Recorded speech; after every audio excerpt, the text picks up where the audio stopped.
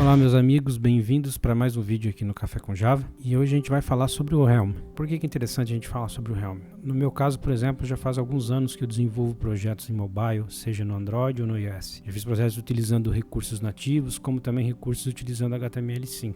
Mas uma coisa que nunca me agradou quando se trata de desenvolvimento mobile é a questão da persistência, seja SQLite ou Core Data ou outras APIs para esse fim. Sempre achei o processo bastante rústico que demandava bastante trabalho para realizar operações simples. Então, para aliviar um pouco desse trabalho manual, eu criei pequenos frameworks que ajudaram muito a criar toda a camada de persistência de um modo rápido e eficiente. Mas pouco mais de um mês eu me deparei com uma nova ferramenta, para persistir meus dados que funciona tanto no Android como no iOS. No caso, o Helm, que também funciona com o React, apesar que no React ele tem ainda algumas coisas que estão em implementação, que é no caso a parte de notificação.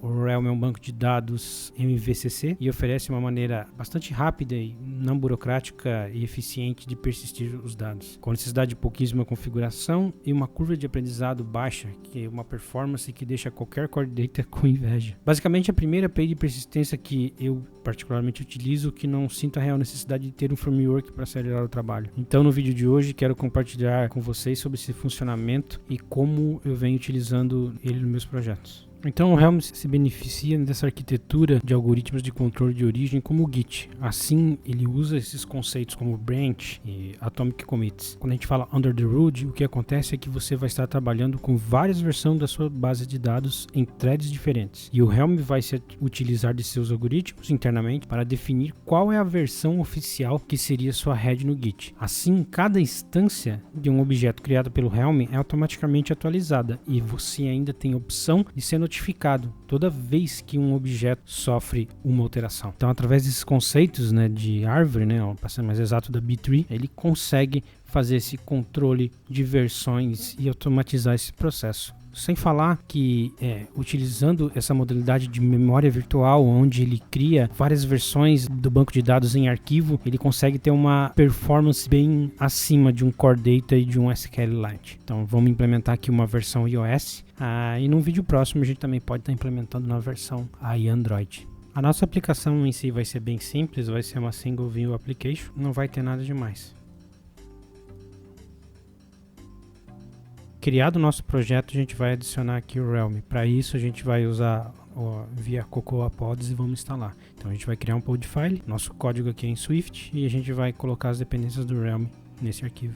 Como vocês podem ver aqui, eu criei um pod file, tendo um target, o nome do meu projeto, e o nome e o pod do Helm Swift, porque eu vou utilizando a versão de Swift do Helm. Lembrando que ainda que o Helm tem várias versões, então eu estou utilizando em Swift, mas ele também tem para Objective-C, React Native e o Java, no caso, que seria a versão para Android. Eu só vou mudar aqui o nome do target do meu projeto, que eu criei o projeto como Helm Café com Java. Lembrando que agora, para quem usa Cocoa Pods, se você não tem utilizado muito com Swift, a maneira de se utilizar um pouquinho no Swift é um pouquinho diferente, Você tem que ter no pod file a expressão use frameworks e dizer o target do nome do projeto, É interessante também você ter o target do casos de testes e também dos testes de UI. Como no caso aqui, só para o tutorial, eu vou ter só o target do projeto em si. Para ser mais rápido, eu vou colocar só o target com o nome do projeto. Então agora, para instalar, eu só vou navegar até a pasta do projeto onde eu já estou e vou dar o comando pod install. Depois de terminado, agora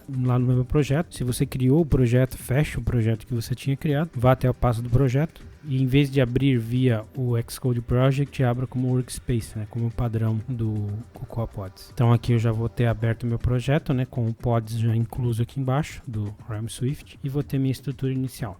Depois de ele terminar de indexar os arquivos, a gente vai dar uma olhada aqui na View Controller que ele já criou para nós e no Storyboard. Aqui no Storyboard a gente só vai fazer algo bem simples. A gente vai criar um label que vai ser atualizado toda vez que a gente fazer uma atualização no objeto. E também vamos ter um botão que a gente vai chamar para acionar o Helm. Então, para esses dois caras, eu vou criar aqui na View Controller do meu projeto, dois outlets para esse cara. Na realidade, eu vou criar um outlet só, que vai ser do label. E para o botão, eu vou botar um IB Action. Ok, tudo em ordem, e agora a gente vai fazer a nossa introdução com o Helm. Você vai notar que é realmente extremamente fácil e rápido você utilizar o Helm. Para isso a gente basta importar o Helm Swift. Geralmente acontece isso. Ele fala que não achou o arquivo, mas se você mandar buildar o projeto via Command B, provavelmente o erro já vai sumir, que ele vai achar a referência. Então, como vocês podem notar, depois de buildar, o erro já sumiu e ele já encontrou o Helm, como eu falei. Vamos criar uma função para adicionar um objeto do Helm já quando a tela for carregada, e isso só no primeiro momento. Então, para criar um objeto Helm no Xcode, eu instalei já um pluginzinho para você criar os objetos já via Helm, que aqui no próprio site do Helm mostra como fazer. Aqui, se vocês forem no site do Helm, na versão do Swift, por exemplo, tem o Xcode plugin. Então, aqui tem um plugin para o Xcode, que é o que eu vou estar utilizando para criar já um objeto via Helm. Aqui tem todo o processinho para instalação e é bem simples para você estar utilizando. Eu recomendo, ele é bem bacaninha e ajuda a você criar objetos via Helm. Também tem o Helm Browser, que é uma ferramenta bem bacana para o macOS, que você consegue ver os dados de como eles estão persistindo. É como se fosse um MySQL Workbench, mais do Helm. Então, para criar agora um objeto do Helm, eu venho aqui em File, New, File, e aqui agora, depois de instalar o pluginzinho do Helm para o Xcode, você tem aqui embaixo de OS a opção Helm. Então, eu crio em Helm Model Object, dou o nome, e nisso já tenho o meu objeto criado do Helm. Note que todo objeto que pertence ao Helm, ele já estende a classe Object e não é a classe NSObject. Não vai confundir uma coisa com a outra. Realmente o nome da classe é Object. Então todo objeto Helm ele tem que estender desse Object. O nosso objeto Helm só vai ter duas propriedades, que é o ID e o nome. E qualquer parâmetro que você queira que o Helm mapeie, para persistir esses dados, você marca ele como dynamic, dynamic var, e o nome e o tipo do objeto. Você também pode ter, não é obrigatório, mas ajuda na relação à performance, a ter uma função chamada primary key, que vai dizer o nome do parâmetro que vai ser a primary key dentro do Helm. Isso ajuda a indexação. E ainda aqui embaixo, como vocês podem ver, quando a gente cria o objeto via o plugin do Xcode, você pode ter uma propriedade chamada ignored properties. Então,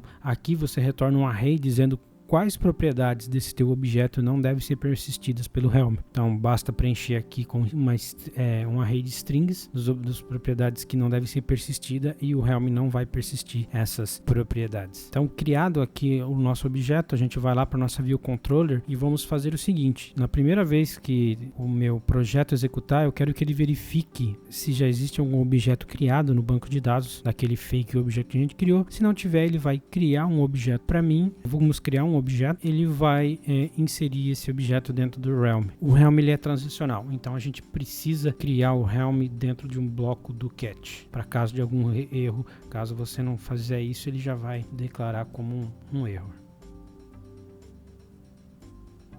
Para criar uma instância do Helm, eu vou criar um objeto Helm, que vai ser igual try Helm.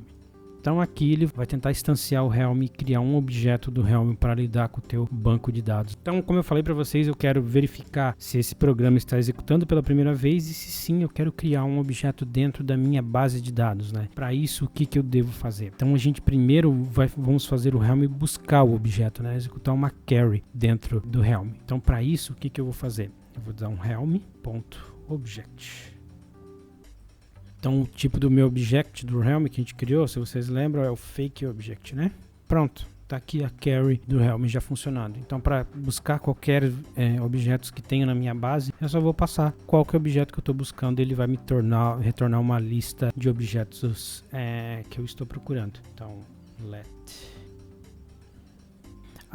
Lembrando que também o Helm tem várias opções de filtro, por exemplo, como tem na documentação. Então imagina que, por exemplo, eu não quero trazer todos os objetos, eu quero trazer todos os objetos que, por exemplo, tem o parâmetro nome como João. Para isso eu só aplicaria um filter e diria que o parâmetro que a gente tem lá no fake object é nome, então nome igual a João, por exemplo. Isso, só tirar uma chave que tinha mais. Mas por enquanto eu não quero objetos filtrados, eu quero todos os objetos que tenho na base. E agora eu verifico se já existe algum objeto na base. Então if fakes.count, se for menor que 1, eu quero que ele adicione um objeto automaticamente na base assim que o programa rodar pela primeira vez. Para adicionar um objeto dentro do Helm, Eu preciso, como ele é transicional, dizer que ele deve começar a fazer a transação. Para isso eu uso o helm.write e passo um bloco de código para ele. Então a gente vai criar aqui um fake object, id vamos colocar como 1 e o fake one.nome vai ser igual café com Java. E agora, para a gente realmente gravar esse objeto dentro do banco do Helm, a gente vai usar um realm.add e o meu objeto. Faltou o try aqui no começo. Isso. Temos que ter um bloco try aqui na frente. Isso. Então, aqui a gente está adicionando o nosso objeto dentro do banco de dados. Com isso, o nosso bloco, assim que iniciar, ele vai verificar se existe um objeto. E se o objeto não existir nenhum no banco, ele vai criar um primeiro objeto para nós e salvar dentro do Helm. Então, rodando agora o nosso projeto pela primeira vez, nenhum erro aconteceu. Então, o nosso objeto já foi persistido dentro do banco de dados. Agora, se a gente parar aqui o nosso simulador, é importante parar ele porque o Helm ele fica observando a base de dados em todos os tempos. Então, se você tentar abrir o arquivo de banco de dados para verificar se ele realmente salvou ou não dele, você vai ter problema. Então, você fecha primeiro o emulador e navega até a pasta documentos do seu projeto. Você vai notar que o Helm criou aqui o banco de dados lá dentro do seu simulador e como vai fazer dentro do seu celular. Se você instalar o Helm Browser, como eu instalei aqui, clicar no arquivo, ele vai abrir esse e te mostrar os dados. Então, como a gente programou, está aqui no banco de dados, ele já salvou o nosso objeto, como eu pedi para ele fazer no primeiro momento. Então, se a gente clicar aqui, inclusive, a gente pode mudar os valores no banco. Salvo aqui, alterado, vou fechar aqui o arquivo, né? Nota que ele vai criando vários arquivos de log e de lock,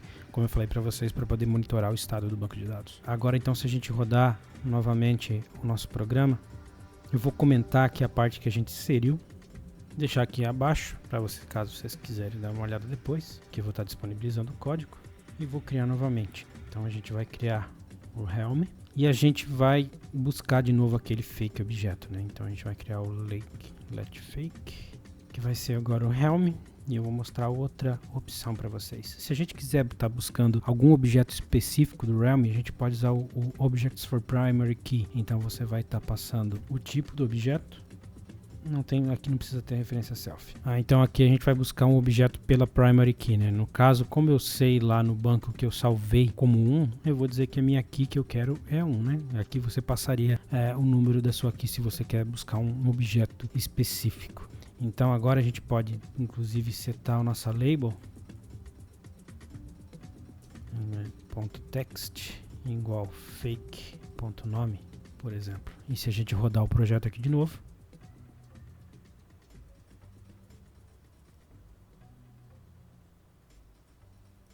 aqui faltou a referência do self, por isso que ele está reclamando. Realmente tem que colocar self. Vamos rodar de novo para ver. E ele está reclamando de mais um erro.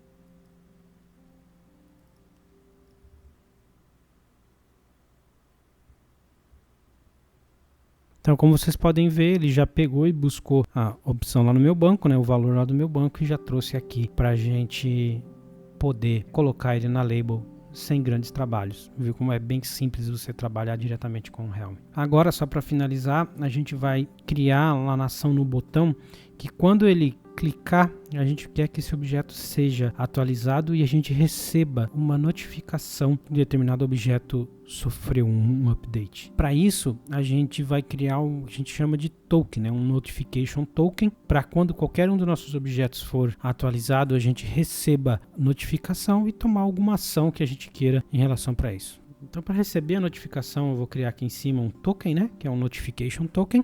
E aqui em cima, a partir do momento que eu crio a referência do Helm, eu já vou aproveitar no mesmo instante e criar aqui, né? O self.token é igual ao helm.add notification block notification realm in. E aqui, cada vez que a gente receber uma notificação que um objeto foi atualizado, ele vai printar no console, fui notificado, para a gente, toda vez que atualizar um objeto em uma thread diferente, a gente receber aqui e poder lidar com isso normalmente. Então notem que cada vez que eu crio um Realm e faço uma ação, ele cria essa thread diferente, mas ele consegue notificar as outras threads e as outras instâncias do Realm criado para compartilhar essa notificação. Então aqui embaixo é o que eu vou fazer, inclusive. Eu vou criar uma outra instância do Realm quando o botão for clicado.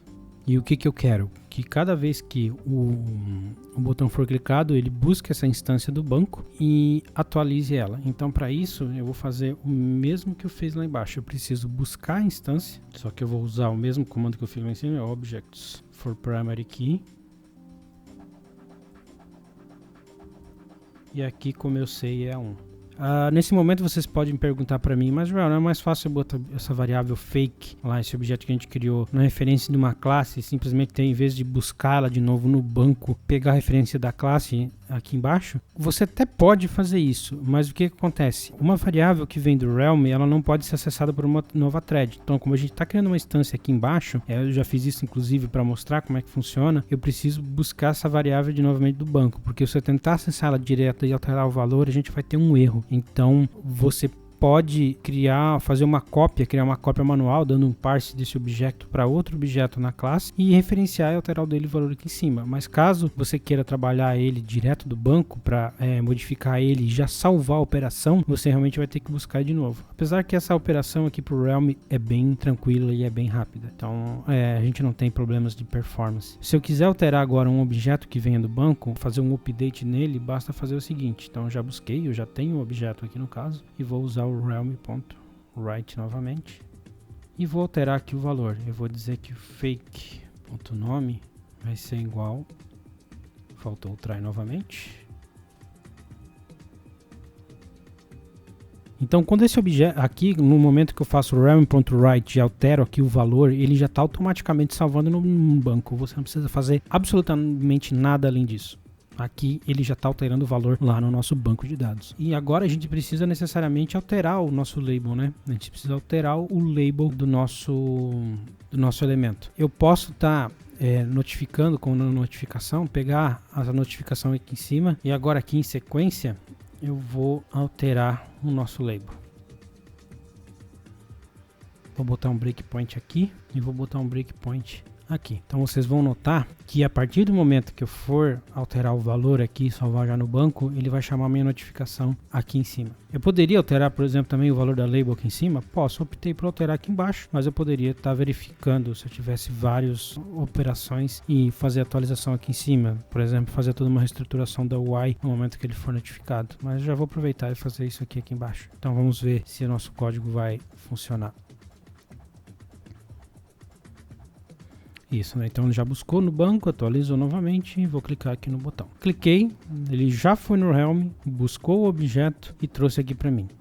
A partir do momento que ele setar o valor, passei no bloco de atualização, terminou, ele já vai notificar que o determinado objeto foi alterado e aqui eu já recebo a minha notificação.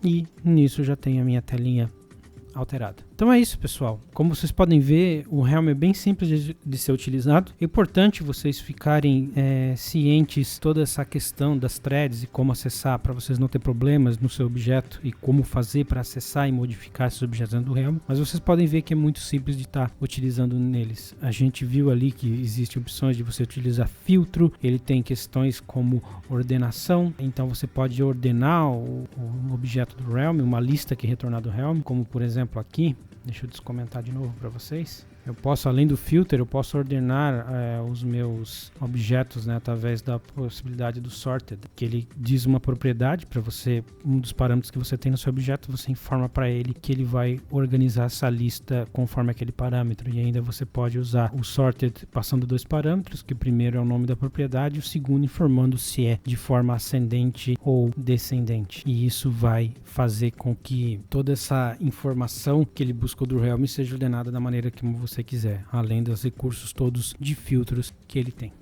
Então beleza, pessoal, é isso. Espero que vocês tenham gostado do Realm. Eu realmente achei que facilitou bastante a questão do desenvolvimento mobile, uma ferramenta aí fantástica. Espero que vocês tenham gostado e até o próximo vídeo.